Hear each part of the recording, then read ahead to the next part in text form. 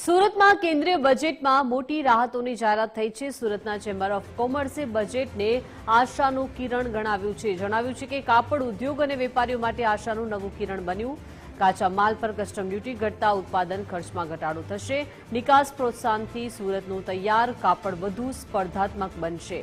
વિદેશ પ્રવાસમાં ટેક્સ રાહતથી વેપારીઓને મોટો ફાયદો થશે। બિઝનેસ ટૂર અને એક્ઝિબિશનમાં જવું આર્થિક રીતે સરળ બનશે। નાના મધ્યમ વેપારીઓ વિદેશી ખરીદદારો સાથે સીધો સંપર્ક કરશે।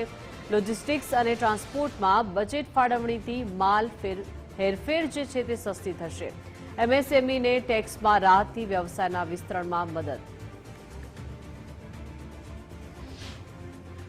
બાયોફાર્મા આમ બધા અલગ અલગ સેક્ટરની વાત કરી। બાયોફાર્મા શક્તિની અંદર 1000 કરોડની ફાળવણી હું માનું છું કે ફાર્મા ઇન્ડસ્ટ્રીને પ્રોત્સાહન આપવા માટે બહુ જરૂરી છે।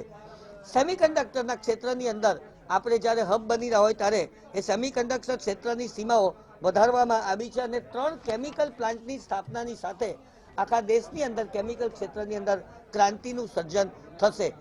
ઇન્ફ્રાસ્ટ્રક્ચર વિકાસમાં 5 લાખથી વધુ વસ્તી ધરાવતા શહેરો જેમાં ટાયર 2 અને ટાયર 3 નો સમાવેશ થાય। ખાસ કરીને આપણે સુરતની વાત કરીએ હું માનું છું કે આ જોગવાઈને કારણે આપણા ઇન્ફ્રાસ્ટ્રક્ચરને વધુ વેગ મળશે। અમારી સૌથી મોટી માંગણી ચેમ્બર ઓફ કોમર્સની તે આજે સંતોષાઈ છે અને તે છે centre of excellence for textiles અને એ જે 20 કરોડની મર્યાદા હતી તે વધારીને હવે કેટલી કરવામાં આવશે તે ખબર નથી પણ અમારી જે માંગણી હતી 50 કરોડ સુધી કરવાની એ તેઓ જે રીતે બોલતા હતા તે રીતે આ માંગણીની સંતોષ હશે। તેનાથી ટેક્સટાઇલ ઉદ્યોગને બહુ મોટો ફાયદો થશે એવું લાગે છે।